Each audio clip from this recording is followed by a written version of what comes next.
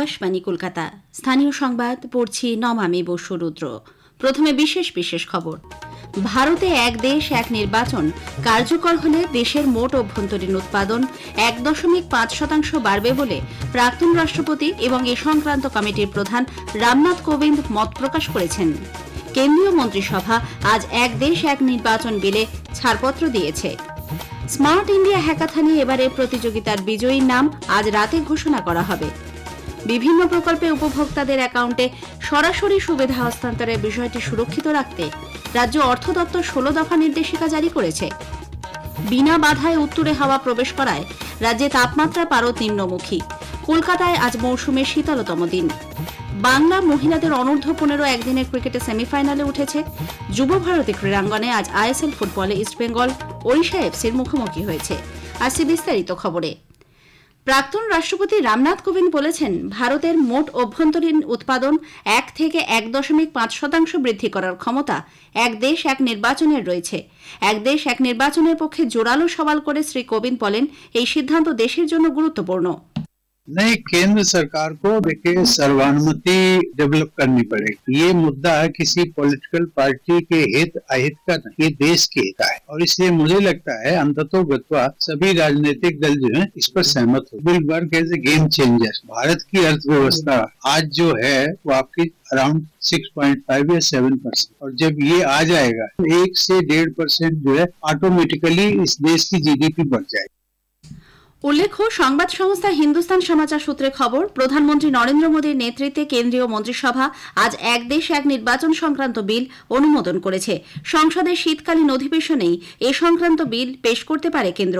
এই ব্যবস্থা কতটা বাস্তবসম্মত হবে তা খতিয়ে দেখতে প্রাক্তন রাষ্ট্রপতি রামনাথ কোবিন্দের নেতৃত্বে একটি কমিটি গঠন করা হয়। গত মার্চে ওই কমিটি এ সংক্রান্ত একটি রিপোর্ট রাষ্ট্রপতির কাছে জমা দিয়েছে। রিপোর্টে এক দেশ এক নির্বাচনের পক্ষে সায় দেওয়া হয়েছে। তৃণমূল কংগ্রেস নেত্রী মুখ্যমন্ত্রী মমতা ব্যানার্জি এক দেশ এক নির্বাচন ব্যবস্থাকে অসাংবিধানিক বলে মন্তব্য করেছেন। নিজের এক্স হ্যান্ডেল মারফত মুখ্যমন্ত্রী জানান, কেন্দ্রীয় মন্ত্রিসভা বিশেষজ্ঞ এবং বিরোধী নেতাদের যুক্তিগ্রাহ্য উদ্বেগকে সম্পূর্ণ উপেক্ষা করে এক দেশ এক নির্বাচন ব্যবস্থা চালু করতে চাইছে। তৃণমূল কংগ্রেস এই সিদ্ধান্তের সর্বাত্মক বিরোধিতা করবে। এদিকে কেন্দ্রীয় সরকার এক দেশ এক নির্বাচন নীতি কার্যকর করার পথে হাঁটলেও তার সাংবিধানিক বৈধতা কতটা তা নিয়ে প্রশ্ন তুলেছেন রাজ্য বিধানসভার অধ্যক্ষ Bimal Bandyopadhyay. One nation one vote, আমি লোকসভা স্পিকারকে বলেছিলাম যে আপনি যে রেজলিউশনটা এনেছেন এটা তো ইন্ডিকেট করে আপনি ওয়ান নেশন ওয়ান ভোটের থিওরিটার উপর বেস করে এটা এনেছেন। মানে আপনি আমাকে মিসলিড করছেন, আপনি আমাকে বুঝতে পারছেন না মিস্টার ব্যানার্জি, আমাদের ওই দৃষ্টিভঙ্গি নেই। কিন্তু আমি দেখছি যে আমি সেদিন যেটা আশঙ্কা করেছিলাম সেটাই আজকে বাস্তবায়িত হচ্ছে। ওরা এটা এনেছেন। আমি জানি না সংবিধান থেকে এরা কতটা অনুমোদন পাবেন এই ব্যাপারটা নিয়ে, সেটা যারা সংবিধান বিশেষজ্ঞ তারাই বলবেন, আদালত আছে, ব্যাপারটা অনেক দূরেই যাবে। তবে আমাদের ওদের যে পরিকল্পনা রয়েছে, that was the hidden agenda at that period of time, সেটা আমি উপলব্ধি করতে পেরেছিলাম। অন্যদিকে এই ব্যবস্থাপনার বিরোধিতা করে সিপিআইএম নেতা সুজন চক্রবর্তী বলেছেন, মানুষের আস্থা অনাস্থাকে মাথায় রেখেই দেশে 5 বছর অন্তর ভোট হয়। নতুন ব্যবস্থা চালু হলে গণতান্ত্রিক প্রক্রিয়া থেকে দেশ সরে আসবে বলে মন্তব্য করেন তিনি। স্মার্ট ইন্ডিয়া হ্যাকাথন 2024-এর গ্র্যান্ড ফিনালে সফটওয়্যার এডিশনের আজ দ্বিতীয় দিন। মোট 35টি টিম এখানে অংশগ্রহণ করেছে। 36 ঘণ্টা ধরে চলা এই প্রতিযোগিতায় নিজ নিজ টিমকে দেওয়া সমস্যার সমাধান খুঁজেছেন প্রতিযোগীরা। অংশগ্রহণকারীদের গভীর নিষ্ঠা ও মনোযোগের মাধ্যমে উঠে আসবে দৈনন্দিন জীবনে নানা সমস্যার সমাধানের ধারণা। আজ রাত 9টায় কেন্দ্রীয় শিক্ষা প্রতিমন্ত্রী ড সুকান্ত মজুমদার ভার্চুয়ালি উপস্থিত থেকে হ্যাকাথনের ফলাফল ঘোষণা করবেন। এ রাজ্য আইআইটি খড়গপুর নোডাল কেন্দ্র হিসেবে রয়েছে। আইআইটি খড়গপুরের অধিকর্তা ড ভি কে তিওয়ারি বলেন, এই হ্যাকাথনে উঠে আসা বিভিন্ন সমাধান আগামী দিনে কাজে লাগবে। These students will come out with solutions which will definitely make the life of the common man easy and also very nice. Problems which are being solved and the planning which is there behind this is to see that these products, Smart India hackathons, realize into products. And for after this design, I think the people who have designed the ideas, they will be given time to fructify their ideas into form of products. IIT খড়গপুরের উপ অধিকর্তা রিঙ্কু ব্যানার্জি বলেছেন, এই smart India হ্যাকাথনের মাধ্যমে পাওয়া সমাধানগুলি সুস্থায়ী উন্নয়নে সহায়ক হবে। 35টি ডিফারেন্ট ইউনিভার্সিটি এবং ইনস্টিটিউশন থেকে 200-এর বেশি প্রতিযোগী এখানে এসেছেন এই কম্পিটিশনে অংশগ্রহণ করার জন্য। স্মার্ট ইন্ডিয়া হ্যাকাথন একটি এমনই প্ল্যাটফর্ম যেখানে উৎকৃষ্ট মানের উদ্ভাবনী প্রতিযোগিতার মাধ্যমে আমরা কৃতি ছাত্রছাত্রীদের নির্বাচন করে থাকি। দেশে উপাসনার স্থানে আইনের অধীনে কোনো নতুন মামলা দায়ের করা যাবে না বলে সুপ্রিম কোর্ট আজ নির্দেশ দিয়েছে। এছাড়াও যে মামলাগুলির রায়দান এখনও স্থগিত রয়েছে তার নিষ্পত্তি না হওয়া পর্যন্ত কোনো চূড়ান্ত আদেশ কার্যকর করা যাবে না। প্রধান বিচারপতি সঞ্জীব খান্নার নেতৃত্বে একটি বিশেষ বেঞ্চ 1991 সালের আইনের বৈধতাকে চ্যালেঞ্জ করে পিটিশনের বিষয়ে কেন্দ্রীয় সরকারকে 4 সপ্তাহের মধ্যে জবাব দিতে বলেছে। আদালত জানিয়েছে এই মুহূর্তে উপাসনা স্থল নিয়ে যত সমীক্ষা চলছে তাও স্থগিত থাকবে। উপাসনা স্থল আইন মামলার নিষ্পত্তি না হওয়া পর্যন্ত এই নির্দেশ কার্যকর থাকবে। এ খবর আপনারা শুনছেন আকাশবাণী কলকাতা কেন্দ্র থেকে। আমাদের সংবাদ শোনা যাবে ইউটিউব চ্যানেল আকাশবাণী সংবাদ বাংলা, ফেসবুক ও ইনস্টাগ্রাম আকাশবাণী সংবাদ কলকাতা এবং এক্স হ্যান্ডেল এআইআর নিউজ কলকাতাতে। বিভিন্ন প্রকল্পে উপভোক্তাদের অ্যাকাউন্টে সরাসরি সুবিধা হস্তান্তরের বিষয়টি সুরক্ষিত রাখতে রাজ্য অর্থ দপ্তর 16 দফা নির্দেশিকা জারি করেছে।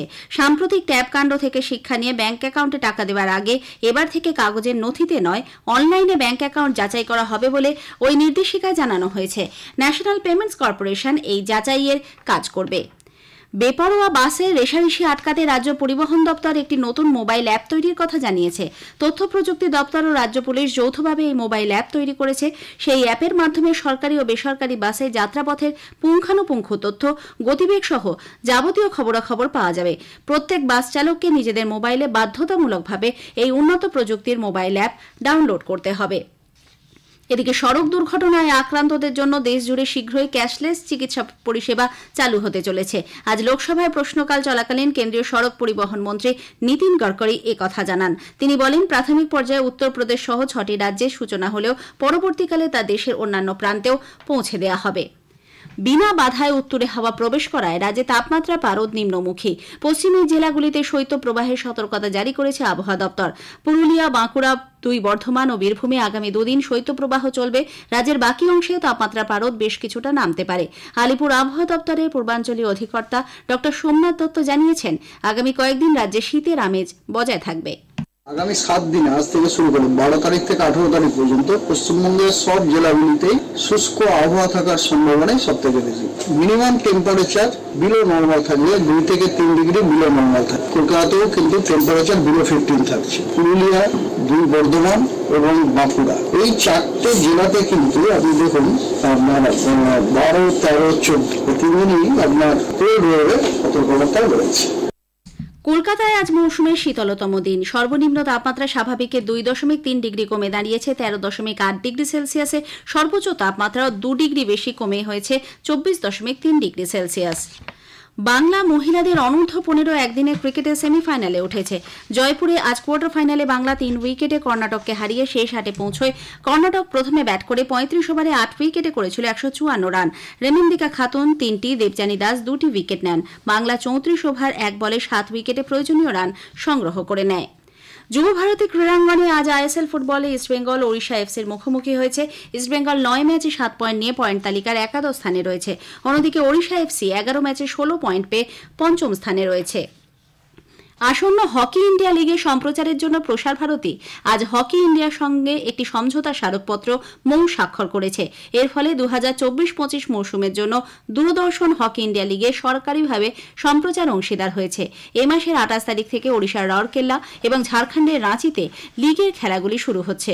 প্রসার ভারতীর চেয়ারম্যান নবনীত সাইগাল এই মৌকে হকির ইতিহাসে এক মাইল ফলক বলে উল্লেখ করেছেন। শেষ করার আগে স্থানীয় সংবাদের বিশেষ কিছু অংশ আরও একবার।